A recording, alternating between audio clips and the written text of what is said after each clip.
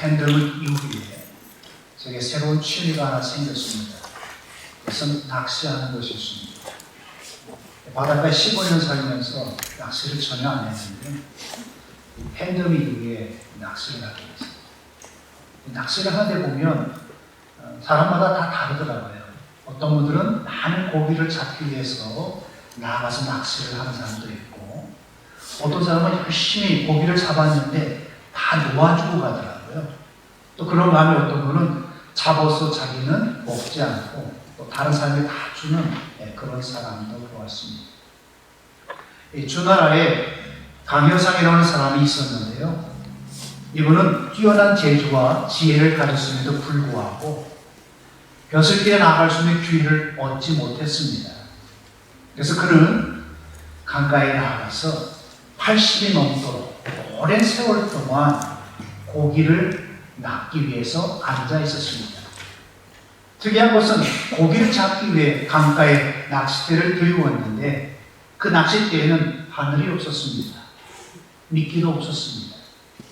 그는 그러면서 그 낚시터 앞에 고기를 잡기 위해 앉아 있었습니다. 그러다 어느 날 주나라의 왕이 그곳을 지나가다가 그를 보고 비범한 사람인 줄 알고 그를 등용해서 나라를 부흥시켰고 천하를 다스리게 되었습니다. 그러면서 왕이 그에게 벼슬을 하나 주었는데 그 벼슬이 태공이라고 하는 겁니다. 성을 따서 강태공이라고 이렇게 불렸어요. 그리고 오늘날 낚시하는 사람을 가리켜서 뭐라 그러죠? 강태공이라고 하는 거예요. 유래가 바로 이렇게 시작되었습니다. 이 강태공은 여러분 고기를 잡는 것이 아닙니다. 고기를 잡는 것 같았지만 사실 그는 기회를 잡기 위해서 앉아 있었던 사람입니다. 그리고 긴 세월 기다리다가 마침내 기회를 얻어서 출세한 사람이었습니다. 인생은 낚시와 같아요. 물고기가 입질할 때까지 참고 인내하면서 기다리다가 물면 칩싸게 낚아채는 거죠. 그것을 우리 인생도 기회가 올 때까지 기다려야 됩니다. 그렇지 않고 성급해하면 결코 우리 인생은 성공할 수가 없어요. 신앙생활은 더욱 그렇습니다. 기다림에 우리가 성공하면 인생에도 성공을 해요. 기다림에 성공하면 신앙에도 성공합니다. 전도서 3장 1절에 이렇게 말씀하십니다. 천하의 범사가 기한이 있고 모든 목적이 이룰 때가 있다. 모든 것에는 때가 있다고 하는 거죠. 바울은 11절에 이런 말씀을 합니다.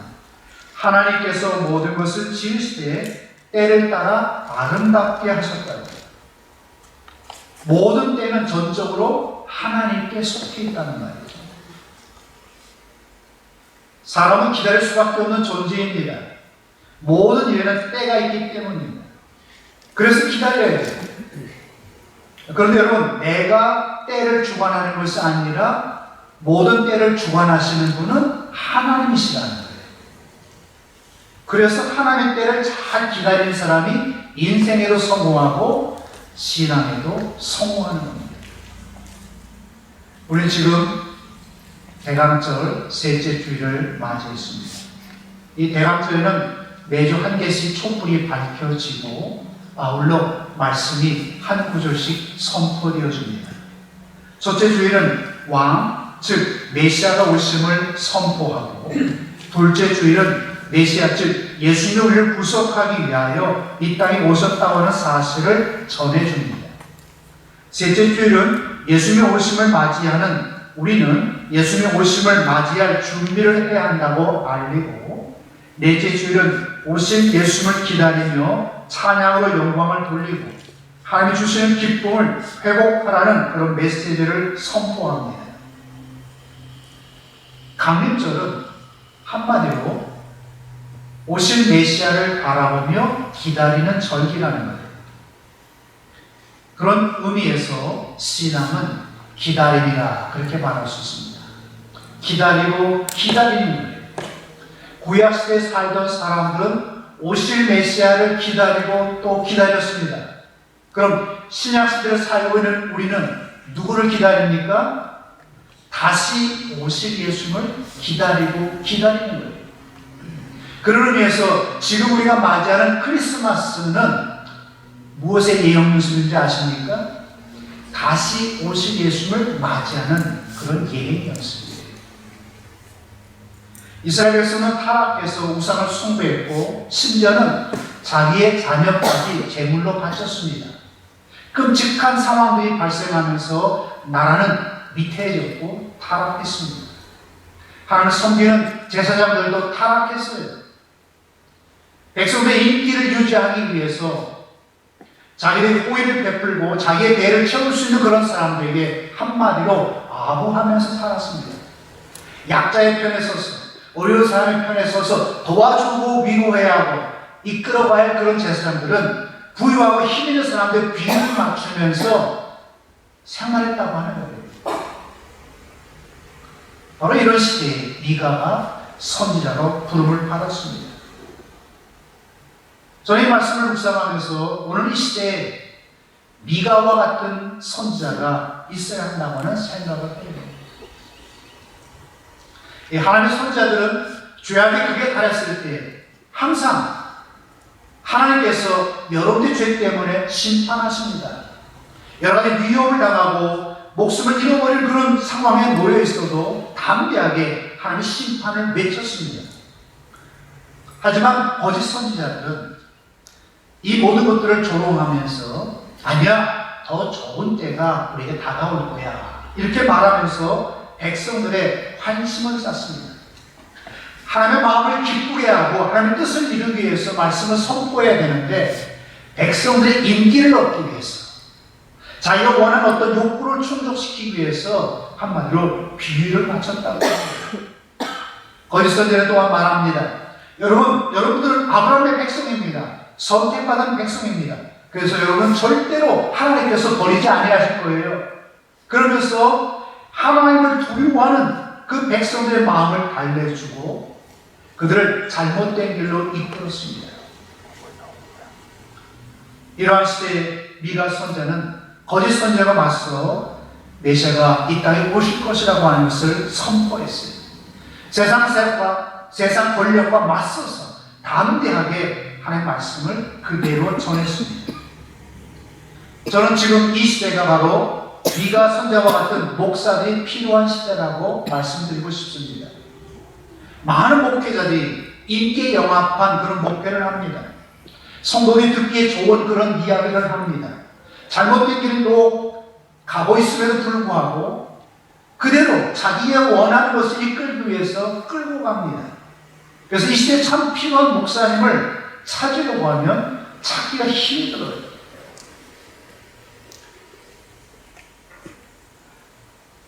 지금 격동하는 국제 정세 속에서 나라가 혼란에 빠지고 미래가 불확실하게 되면서 이스라엘 백성들은 우왕좌왕했습니다. 우리 현실과 비슷해요. 정의는 사라졌습니다. 모두 각자 살 궁리만 했습니다. 이런 시대에 미가 선지자는 거짓의 유혹을 물리치고 인기 영합을 뿌리치고 오로지 담대하게 하나님의 말씀만을 외쳤습니다. 미가서 3장 8절의 말씀입니다. 오직 나는 여호와의 영으로 말미암아 능력과 정의와 용기로 충만해져서 야곱의 허물과 이스라엘의 죄를 그들에게 보이리라. 자, 타락한 세상입니다. 적당히 범죄와 타협하면서 그릇된 길로 가는 세상이에요. 오늘 이야기를 하면 싫어합니다. 이런 시대에 이 미가의 선지자는 여러분의 죄 때문에 하나님의 심판이 임한다고 담대하게 외쳤습니다. 이스라엘의 죄를 지적하면서 바른 길로 이끌려고 했어요. 가장 막강한 세상의 권력도 두려워하지 않고 바르게 외쳤습니다. 여러분 그 이유가 무엇이라고 생각하십니까? 그것은 기다리기 때문이었어요. 여러분 미가가 기다린다고 하는 것은 뭔가 믿는 구석이 있었기 때문에 그래요. 그것이 여러분 무엇인지 아십니까? 2절 말씀을 보시기 바랍니다.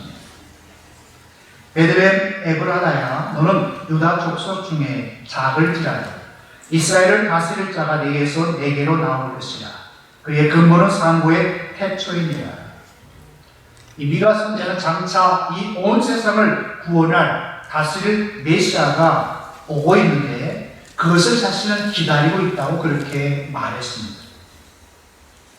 미가 선지자의 마음에 담대함과 용기를 주신 분은 바로 오실 메시아였어요.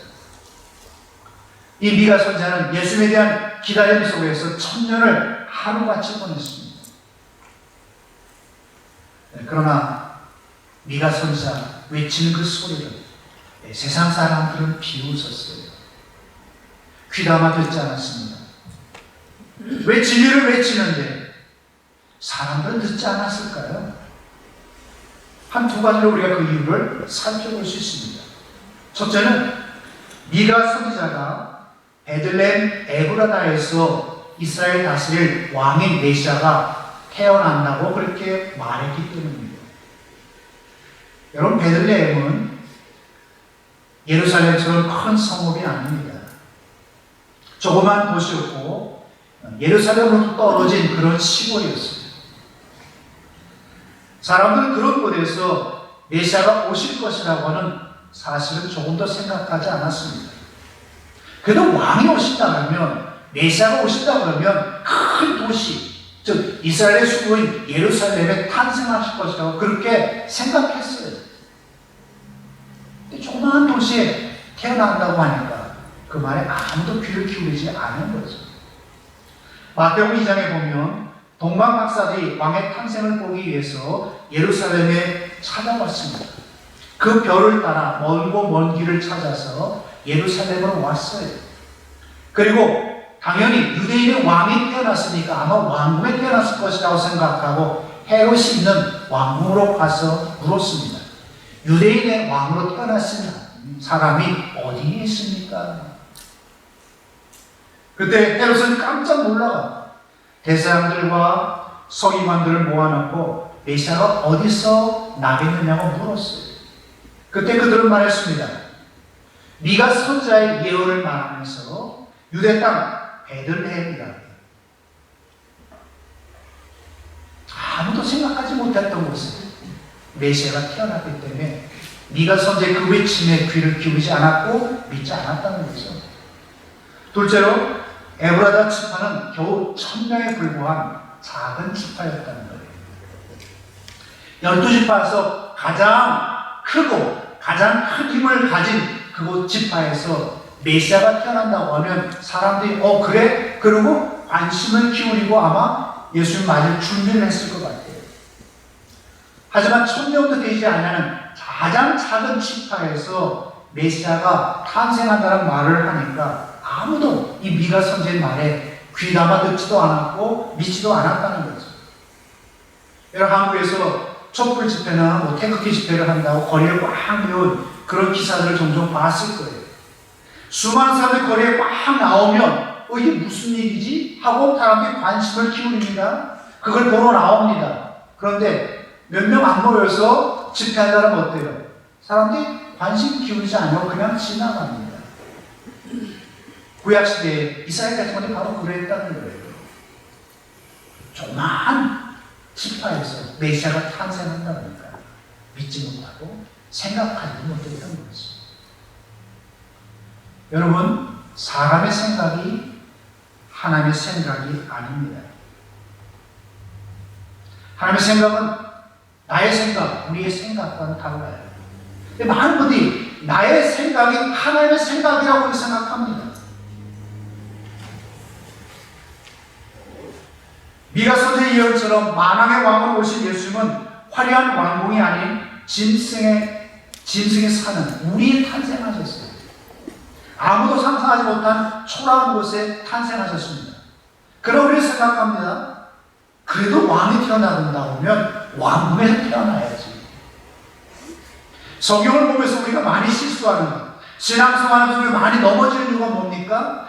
하나님의 생각에 우리가 맞춰야 되는데 항상 나의 생각에, 나의 주관에 맞춘다고 하는 거예요. 자, 여러분 예수님을 바라볼 때에 예수님이 영화배우처럼 멋있고 뭔가 풍미를 풍기는 그런 사람이라고 여러분 생각하시죠? 아마 예수님이 멋진 영화배우처럼 이 땅에 탄생하셨다고 하면 수많은 사람들이 쫓아다니면서 아마 환호했을 것 같아요. 그런데 여러분 이사야 53장에 보면 이사야 선지자가 이렇게 말합니다. 예수님에게는 흠모할 만한 것이 하나도 없다. 사람들의 인기를 끌만한, 마음을 끌만한 그 무엇도 없다고 이렇게 말하고 있는 거예요. 그래서 여러분 나의 생각에 하나님의 생각을 껴맞추려고 하지 마시고 하나님의 생각에, 하나님의 뜻에 나의 생각, 나의 뜻을 맞춰야 합니다. 그런데 시대가 그렇지가 않아요. 많은 분들이 다수를 쫓아갑니다. 민주주의가 좋다고 많은 분들이 말하지만 민주주의가 결코 좋은 것이 아닙니다. 여러분 교회는 민주주의입니까? 아닙니까? 교회는 민주주의 아닙니다. 하나님 말씀이죠. 넓은 길로 들어간 사람 많아요. 그렇다면 민주주의는 넓은 사람들이 가는 길로 따라가야 합니다. 좁은 길로 가는 사람, 좁은 길로 들어가는 사람 적습니다. 그럼 관심교육도 없겠죠. 근데 여러분, 하나님은 좁은 문으로 들어가는 그 사람을 주목하고 바라보고 있습니다. 많은 사람이 거짓을 외치고 호도할 때에 우리 주님은 소수지만 진리를 외치는 사람들을 주목하고 그들을 바라보고 계십니다. 오늘 하나님의 눈이 어디에 있는가를 여러분 생각해 보시길 바랍니다. 자기 생각을 따라 자기 주장을 펼치는 사람에게 가 있을까요? 아니면 하나님의 뜻을 따르려고 하는 사람들에게 가 있을까요? 우리 이 시대의 진리의 말씀에 귀를 기울여야 합니다. 비록 소수가 그 길을 걸어간다 할지라도 그 길이 하나님 기뻐하시는 길이면 그 길을 걸어가야 돼요. 그것이 하나님의 뜻이라고 하면 내가 싫어도 내 뜻을 내려놓고 그 뜻을 따라가야 합니다.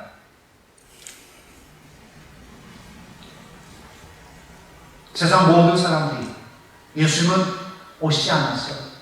아니 안 오실 거야. 그렇게 말한다 해도 하나님 말씀하시면 우리 주님을 우리가 기다리고 또 맞이할 준비를 해야 한다는 거예요.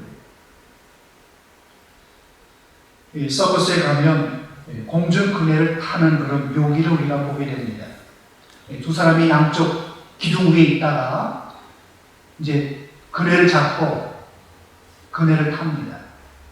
한쪽 사람이 그네를 졌다가 제일 높은 지역에 딱 올라와서 손을 놓고 반대쪽의 사람을 향해 날아갑니다. 그때 반대쪽에 있는 사람이 그 사람을 잡고 스윙하고 다시 반대편 기둥으로 올라가죠. 나는 사람은 날기만 해야 되고 붙잡는 사람은 붙잡기만 해야 합니다. 이것이 그들의 관계 속에 있는 독특한 원칙이요 중요한 원칙입니다. 그네에서 타다가 손을 놓고 날아갈 때 이때가 참 중요해요. 그냥 다 맡기고 날아가다가 붙잡는 사람이 자기를 붙잡아 주기를 기다려야 한다는 거죠. 나는 사람이 절대로 붙잡는 사람을 잡으려고 하면 안 된다는 거죠. 만약에 잡으려고 하면 실패해요. 절대적인 신뢰를 가지고 상대방이 나를 붙잡아 주기를 기다려야 한다는 거죠. 신앙도 마찬가지예요. 공중근의 묘기에서 우리는 어떤 사람입니까? 날아가는 사람입니다. 하나님은 어떤 분이세요? 날아가는 우리를 받아주시는 하나님입니다. 여러분이 하나님을 붙잡으려고 하면 안 됩니다. 하나님이 여러분들을 붙잡아야 돼요. 길거리를 걸어갈 때 어린아이가 엄마의 손을 붙잡고 가다가 돌부리에 걸리면 어떻게 되죠? 손을 놓치고 넘어지죠. 근데 엄마가 아이의 손을 잡고 가면 돌부리에 부딪혀도 안 넘어진다는 거예요.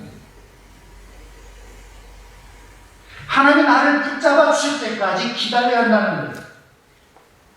하나님의 때와 축복을 무시한 채 아니야 이 때가 좋아 아니야, 이렇게 하는 게 좋아. 자기의 생각대로 하나님을 잡으려고 하면 다 실패한다는 겁니다. 우리는 최선을 다해서 공중을 날아가되 내게 달려갈 뼈대를 향해서 열심히 우리가 경주를 하되 나를 잡아주시고 이끌어주시기를 바라고 때를 기다려야 한다는 거예요. 미가 선지자가 주님이 오실 그날을 바라보고 기다리고 기다렸던 것처럼 내 삶에서 하나님의 응답이 올 때까지 다시 오실 그 주님이 오시는 그 순간까지 기다리고 또 기다리면서 살아야 한다는 겁니다. 내 모든 삶을 내 생각, 내 계획대로 하지 마시고 하나님의 때를 기다리며 하나님께 맡기고 기다리는 우리 성도들이 되시기를 바랍니다. 우리 삶에는 반드시 기다림이 필요해요. 기다림의 시간은 기도로 준비하는 시간입니다. 기다리는 사람은 기다릴 수 있어요. 참을 수 있습니다. 기도가 희망이고 기도가 우리를 살리기 때문입니다. 삶이 어렵다고 염려할 필요 없어요. 일이 빨리 해결되지 않는다고 조급해할 필요도 없습니다. 하나님의 때를 기다리면 기도하는 자는 결코 실패하지 않습니다. 망하지 않아요. 하나님의 은혜를 받기 위해서 우리 기다릴 줄 알아야 된다는 거예요. 나의 삶에 하나님이 역사하기를 바란다면 우리가 기다려야 한다는 거죠.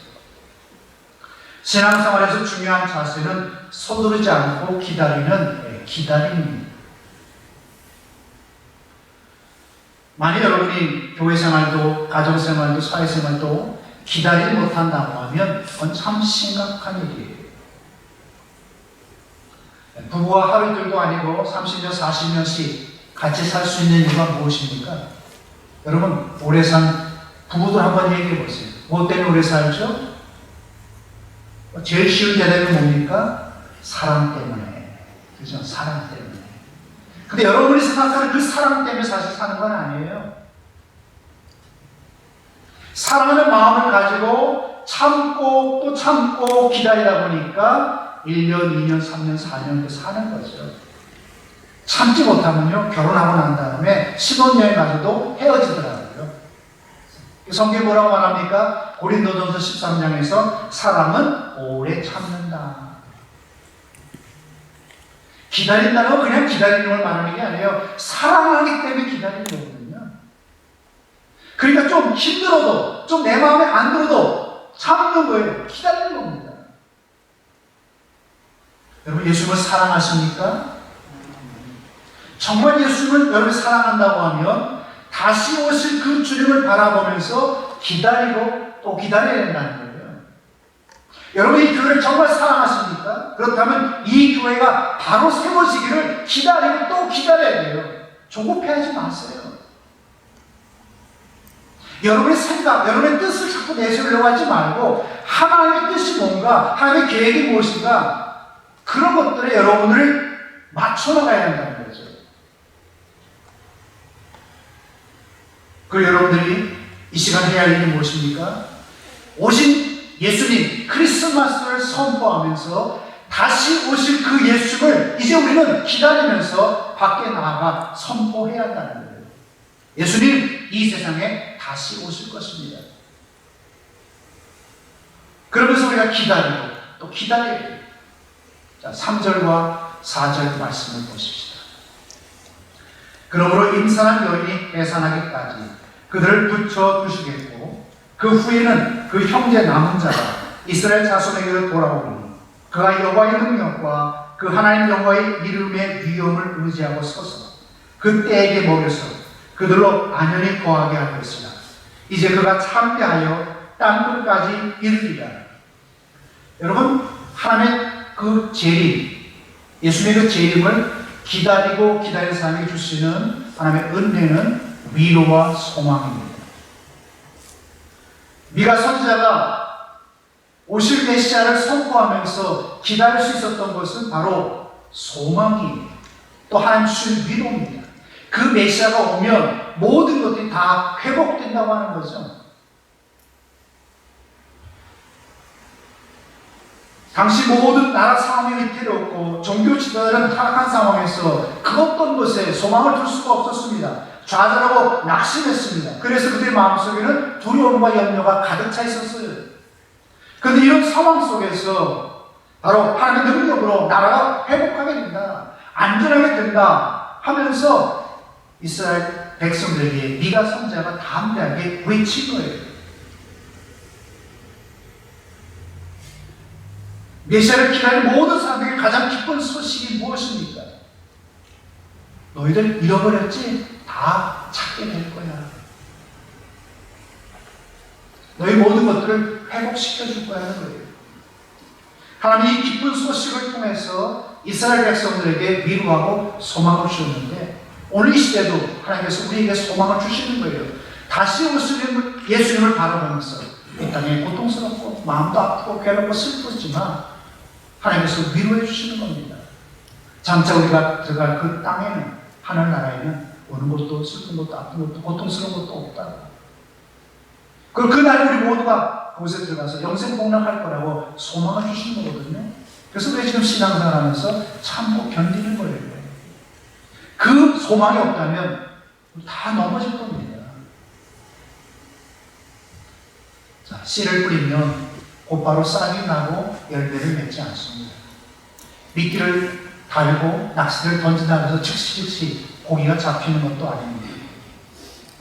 근데 우리 참 급해요. 김치국도 마시는 경우가 참 많아요.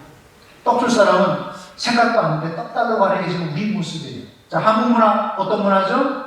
빨리의 문화잖아요. 빨리 결과를 보고 성공하기를 원합니다. 그러다 보니까 조바심이 생겨요. 조바심이 생기니까 하는 일에 실패하는 거예요. 실수하는 겁니다. 때로는 느긋하게 기다리고 또 기다려야 합니다. 하나님의 때를 여러분 기다려야 한다는 거예요. 빨리빨리 속에 여러분이 젖어 있으면 그것은 신앙생활에서 가장 위험한 거예요. 우리가 원하는 일은 즉시 일어나지 않기 때문이죠. 기다리고 기다릴 때 하나님의 때가 될 모든 것이 이루어지기 때문입니다. 미가 선지자가 오실 메시아를 기다렸던 것처럼 오늘 우리 사람 모든 성도들도 다시 오실 그 예수님을 기대하고 또 기다리기를 바랍니다. 우리 연식이 두렵고 또 어려울지라도 우리 마음에 낙심되고 고통스러움이 있다 할지라도 다시 오실 예수님을 바라보면서 위로와 소망을 가지고 힘내시길 바랍니다. 이 기쁨의 소식을 나가 증거하시기 바랍니다. 기도하십시다. 우리가 회개하고 돌아오기를 기다리시는 하나님, 이스라엘 백성이 메시아를 기다렸던 것처럼 우리도 하나님의 때를 기다리고 기다리는 믿음을 주시옵소서. 미가 선지자가 오실 메시아를 선포한 것처럼 우리도 이 땅에 다시 오실 예수님을 선포하며 소망 중에 기다리며 살게 하여 주시옵소서. 예수님의 이름으로 기도드리옵나이다. 아멘.